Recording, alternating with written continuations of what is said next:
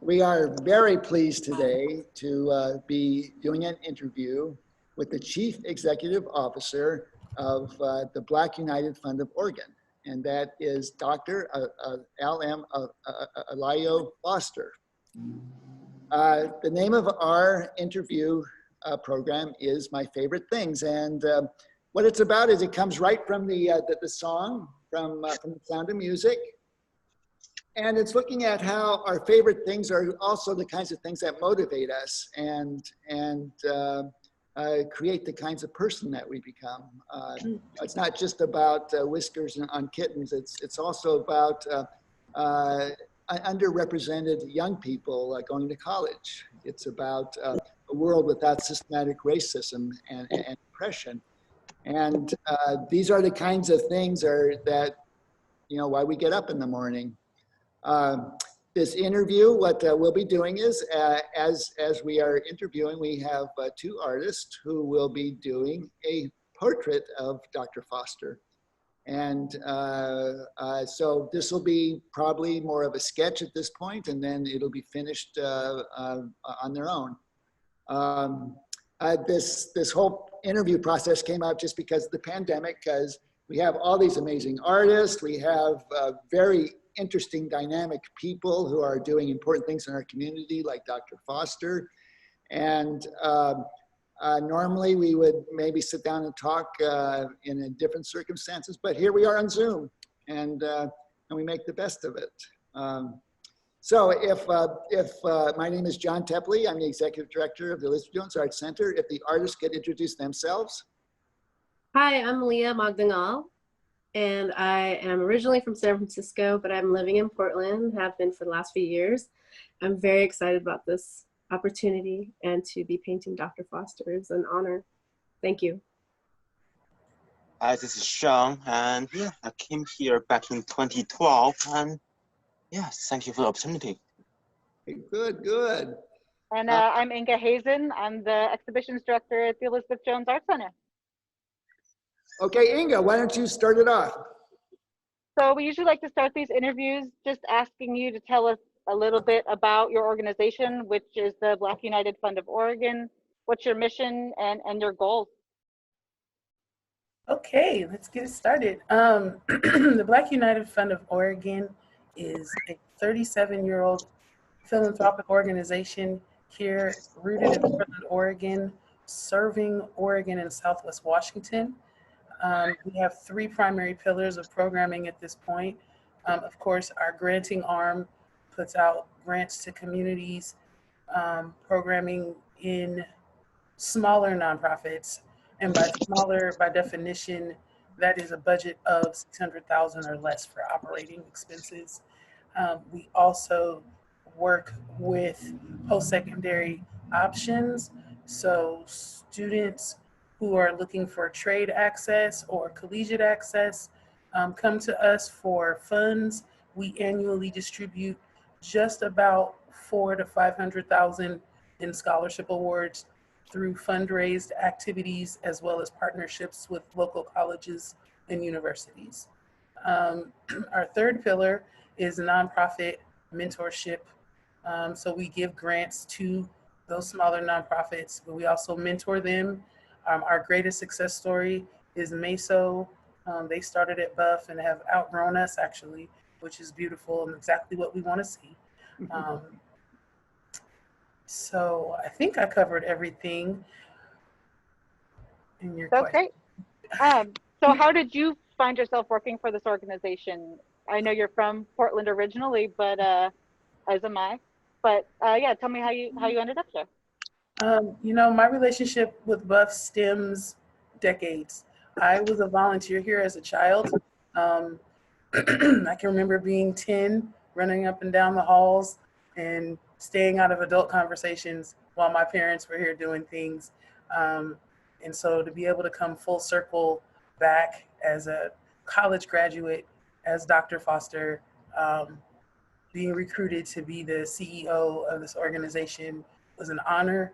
I have had an affinity for this organization for as long as I can remember. So it was really exciting when someone said, Buff is hiring. and I think you should apply, and hearing from the board committees and being told, yeah, because I was living in Texas at the time. And so being told that, yeah, it's time for you to come back to Portland. You need to come home. Hometown needs you. Um, it's an honor. It's a humbling honor to steward this iteration of the organization. And I am super excited about the things we've been able to accomplish in my 21 months to date, and the things we have on the horizon for the next few years. I'm really excited. That's really amazing. Sean, do you think that you can mute your input there? It's Oh, yes, of course. Let me mute my voice really quick. so. Dr. Foster, if I may, I would like to read an open letter that you have on your website. And I encourage everybody to go to the Black United Fund of Oregon website and check it out. It just shows like how significant we can do things, for each other. So this is just a portion of an open letter. My heart and mind are roiled, the residue of long suppressed as well as real-time macro and microaggressions are agitated and things are murky. My soul, like many cities across the nation, is on fire. The recent murders of Ayanna Dior, George Floyd, Breonna Taylor, Ahmaud Arbery, Tony McDade, Michael Johnson, Nina Pop, and Wilbon Woodard amplified the trauma of living while Black in America. Although strangers to me, we shared a kinship none but us can understand, growing and attempting to survive in a country founded on systematic and structural inequalities of endemic racism. Amidst the second viral pandemic, COVID-19 has disproportionately harmed us, Black, Indigenous, people of color, by people of color, and LGBTQIA2S and people. As a community servant leader, I am compelled to speak, take action, and also to demonstrate self-care and awareness to offer grace and love. My queer, female-identified, Black-skinned body is still shaking. How can this be 2020? How can I hold adequate space for not only my own, but others' loss, sadness, confusion, and rage? We have lived the entirety of our lives with systematic racism, oppression, and implicit biases permeating the fabric of the country and contaminating the air we breathe. We raise our children to understand injustice as a norm under the guise of their own survival. There are too many names, there are too many concessions asked and received. White supremacy is at its height. We are witnessing reductionism in its purest form. The increasing frequency with which Black lives are becoming reduced to a hashtag feels and is irreconcilable. When we finally break, the focus is on the destruction of property rather than life and lives lost. Wow, I mean,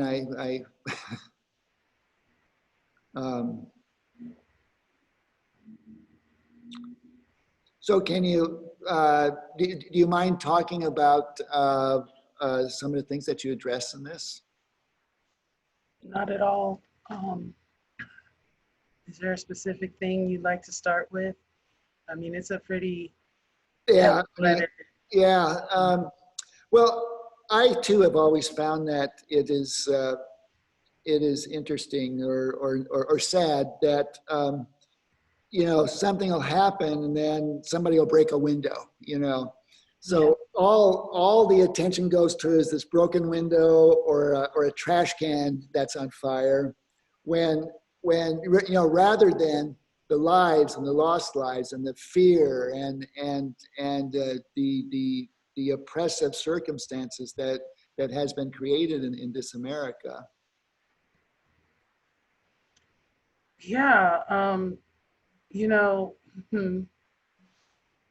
it's hard to hear our president be talking about our national leader, regardless of your political affiliation, when national leadership is focused on buildings and using antiquated terminology to discuss, Yeah. you know, when the looting starts, the shooting starts. Um, the focus on property, the fact that historically people that look like me were property. Um, it's hard to reconcile that as what we want to focus on. Not that these are human beings who are protesting, that protest, particularly nonviolent, non-destructive protest, is the voice and pathway for the disempowered to show. They don't, we can't really do much else. Yeah. And then we're being chastised, and the we is the collective being chastised because we're angry and we're hurt. And like, what would you do in this position? And yet, at the same time that we frame and ask that question, the reality is that no one is in this position but us. And so there's no answer. It's almost rhetorical. Yes, it hurts my spirit that people are breaking things and damaging things because of what it does to the economic ecosystem for where they are. Those are jobs lost, that's revenue lost that could be flowing to social services. But at the same time, that revenue was present prior to, and they were still impoverished. And so I live a very both and experience of being highly educated and understanding the economics of it, but also understanding the pure raw of it. And being in leadership, I have to be very careful what I say, how I say it, because I not only represent myself, I represent an organization.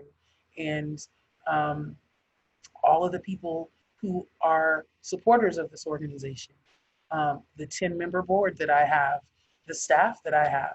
When I speak, I'm not speaking just for myself, and I recognize that. So first, I want to thank you that I have this platform to address this. Thank you for reading that part of the letter, and even hearing you read it just kind of put me in a different headspace. And that's okay, that's fine. This is life right now, that we are choosing to focus on buildings. You know, like, Instead of people. It just hurts. It's nonsensical to me. and my disappointment also goes towards where, you know, people are left with few options to show that that there needs to be change, that it's not right, and to be called by, I don't even like saying his name, quite frankly, number 45, Yeah. you know, to be characterized as thugs. It's just like jaw dropping, and it's not right. Yeah. I feel like with your organization, there's a really strong focus on education and supporting the youth locally to bring to the communities that have been pushed aside for so long. So you have youth education and mentoring and college prep and scholarship programs. And right now with the coronavirus, keeping students out of school, it's a really challenging time because they're stuck at home, and then the BIPOC communities being disproportionately affected by the virus on top of just the severe effects of systemic racism that were already impeding their ability to find academic success and to access the resources that everyone should have access to. So during this, you know, movement in so many ways, despite the struggle that comes with the virus. How do you reach out to those students? How do we support them as young people, as Oregonians, and how do we give them the resources they need, either us just as, you know, people who live here, as your organization? What do we do? Um, so I can speak for what Buff is doing first. So I believe that was part of your question. Yes. And then what other people can do. Yeah, like legislatively, as a government body on a statewide level, how do we support these students to get them the resources and the education that they need and deserve? So in terms of Buff, we turn our donations into scholarships. We work with corporate partners. We work with community partners. You know, people are able to donate and designate, I want this to go to a scholarship, or I want this to go to a scholarship writing workshop, or I want this to go to career readiness. I want this to be designated for mentoring. So there are different ways that folks are able to financially donate. And for a lot of people who don't have time, but they have money, that's what we get from them. I frequently tell my board I appreciate their time, their talent, and their treasure, because those are the ways people can be involved. You don't have to give money to be involved. It is time. Perhaps you have skills and you want to be a mentor. Perhaps you want to give a workshop and talk about, we had someone recently, oh my gosh, I feel so bad. I'm blanking on the name of the organization.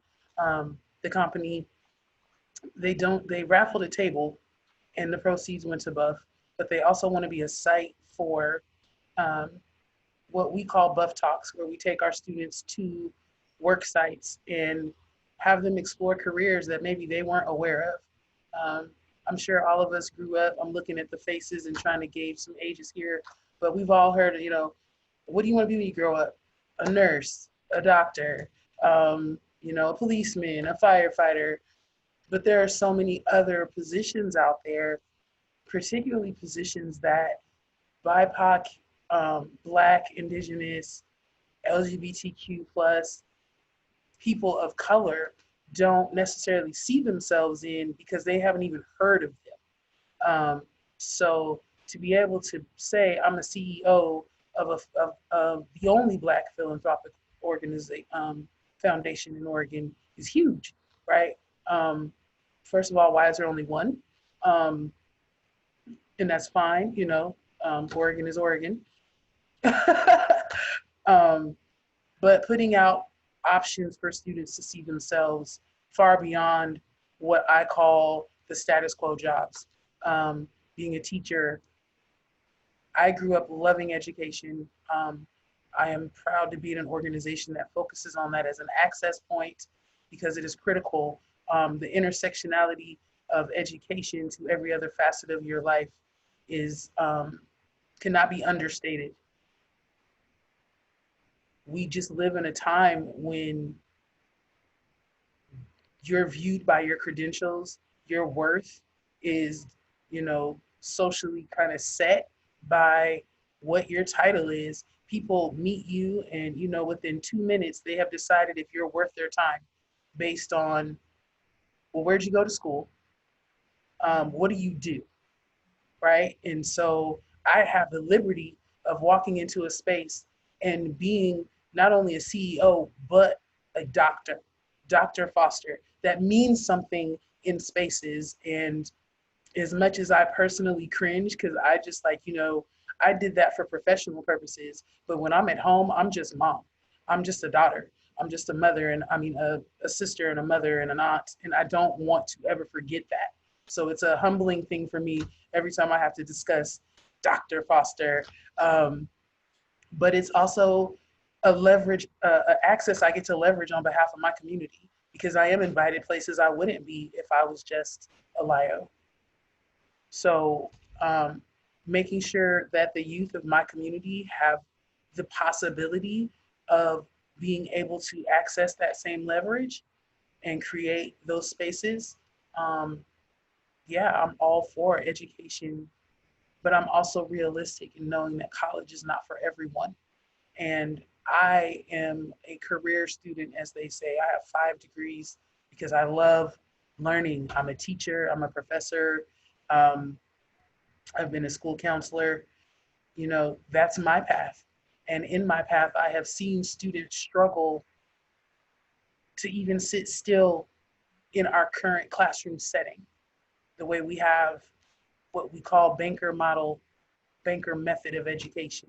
Sit down, I'm the teacher, I'm at the front of the room, I know everything, I'm gonna open up your brain and pour it all in, and I want you to regurgitate it back to me. That is not learning. And so what I want and what Buff works for is to create opportunities so that students are actually able to operate with critical engagement and see what's going on in the world, ask questions, be creative, um, and take it from there. Because these students, all of them, even the ones who don't want to go to college, even the ones who may end up dropping out, quite frankly, um, they're in a system, and yet we understand that that system is not for them. And the educational system of this country was never designed for our benefit. So when we talk about systemic failure, we're using language that doesn't match. The system is doing exactly what it was designed to do. It was never designed to educate Black and brown children, and so it is not. Um, and so what we have to talk about then is a systemic shift of epic proportions, and everyone gets caught up on that conversation because it's a huge question. How do you start over?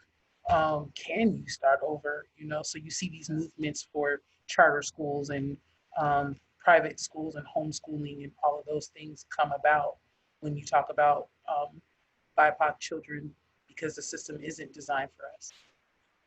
Could you talk a little bit about your story? Like when did you actually see the idea that you could be Dr. Foster? The idea that I could be and would be Dr. Foster was always, because my parents, you know, made that environment. I am fortunate. I was able to attend private school from elementary through 8th grade until I begged not to. I went to parochial school from kindergarten through 8th grade. Typically one of 8 Black children in the entire school. And so you learn quickly who's your friend, who's not. Even when teachers would tell me I couldn't, I would take that home and be filled back up by my parents. So I learned to respect teachers because they had knowledge I did not yet have. But I also learned when I could be dismissive of them and their lack of believing in me. I remember in 4th grade, I was reading the autobiography of Malcolm X, and my teacher snatched it from me and told me it was not age appropriate. And I snatched it back and said, my father gave me this book and I'm reading it because I have an assignment at home that I have to do. So it was never just do your schoolwork. It was always like, even before I was anywhere near able to vote, what do you think about the candidates? Who would you vote for if you could? Why? Think critically about what's going on in the world around you so that when you are of age, you can be a contributing member of society. And fun caveat, I was pre-med in high school. I went to Benson Polytechnic. I was supposed to be a medical doctor. And I promised my dad on his deathbed, he passed away my senior year of high school, that I would become a doctor. And then I went on to college and was pre-med all over again from that 4-year torture. And I decided, this is for the birds. I don't want to be in medicine anymore. I uttered something about being a doctor in the 3rd grade. I wanted to be an OBGYN, and miraculously, my mother found me a Black female OBGYN mentor. And so from 3rd through 12th grade, I was immersed in medicine. and I just burnt out. I was like, by the time it got time to really do it, I couldn't do it anymore. But I am Dr. Foster because I was like, I'm my father's smart aleck child. And I was like, so I made this deathbed promise. How can I fulfill that? Well, as long as they call me Dr. Foster, I'm still a doctor. So I decided that education was the way to do that in a different path. And I got out of the sciences and went into the social sciences when I fell in love with teaching and mentoring students. And so I have been an alternative school teacher, counselor, tutor, administrative assistant. I've been in all of it. And along the way, I always was going to school. I won't say aimlessly. I will say, although I had wonderful guidance counselors, I think the age I was in the years and where we were in society of my being advised, there was still this construction and concept that I wouldn't really be able to do it. And so let me advise her into a safer degree. And so I have a bachelor's in sociology. I have a bachelor's in Black studies. I have a master's in education. And I have a master's in nonprofit management. All of which, to be honest with you, a part of my journey was to figure out what it meant to be litigious. Because at every juncture, every one of those degrees, I had to threaten to sue my school to graduate for some thing they came up with about why I wasn't going to graduate. Like what? Like what, for example? You don't have that, you missed this class, you didn't do this. And I'm like, we don't have it in our records. And I'm like, that's okay. Let me pull out my binder, my 3-inch binder with every transcript that I have ever had. Like, I have watched people bump up against the system and fail so many times that I learned, like, paper trail is everything. And so it would be that. My first bachelor's, I majored in psychology. I, however, had some concepts that rubbed the department chair the wrong way. And he told me to my face I would never get a degree in psychology as long as he was the chair.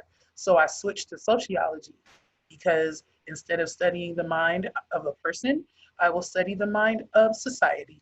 Okay, cool. So being able to pivot, I give that credit to my parents very much. So my family, the people around me who made me resilient and able to think through a challenge rather than be defeated by it. But there was no crystal stair to this path of Dr. Foster. Even my doctoral degree, especially my doctoral degree, Lord, the stories, the trauma, but the ambition and the determination were stronger than the trauma. Congratulations. Thank you. The promise was stronger. I was raised to keep my word, and I had to figure out a way to do it. And so tears, blood, sweat, and tears is something we joke about. You know, I put my blood, sweat, and tears to it. People say that.